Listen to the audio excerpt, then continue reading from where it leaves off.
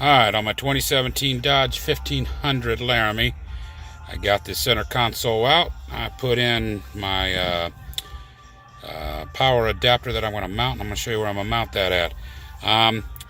When you cut into anything wiring, you do anything wiring to your car, your truck, your bike, I don't care what it is, get a soldering iron. Don't tape that shit. Don't put Scotch locks on there. If you're gonna do it, make it professional. You're paying a lot of money for your things. Make it the right way.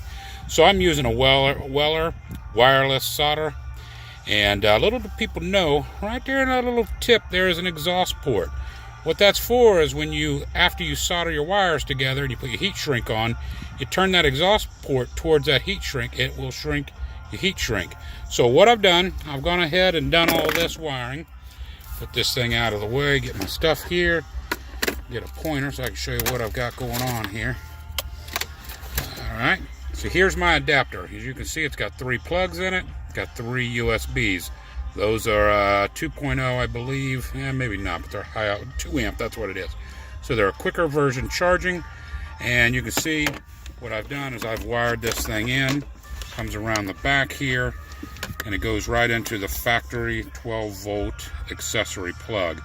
And again, what I've done is I solder those wires together, I heat shrink those wires individually, and put a bigger heat shrink sleeve over top of it to heat shrink those again, and then you go back and you wrap it with electrical tape just like they do from the factory.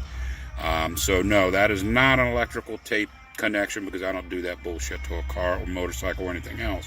So again, solder, heat shrink each wire individually, another piece of heat shrink over top of that, and then wrap it up in electrical tape to protect the cable. So now that I've got this thing right here, it's going to fit back up underneath here,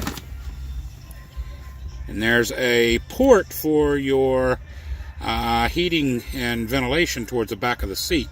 So what I'm going to do is put some double-sided sticky tape on that, and then as an extra caution of precaution, I'm going to add a zip tie around it, because I can access it and that thing will sit solid. When it is in there, I will have all the ports I need plus my USBs. I'll show you a third video where I'm going to drill into the console back where the phone holder is, bring my USBs in there with a grommet, things like that, make it look professional. But in the end, I will not have any cables just sitting in my console here where I want to put anything that I want, and having all that jumble there. So I'll show that video when I'm done.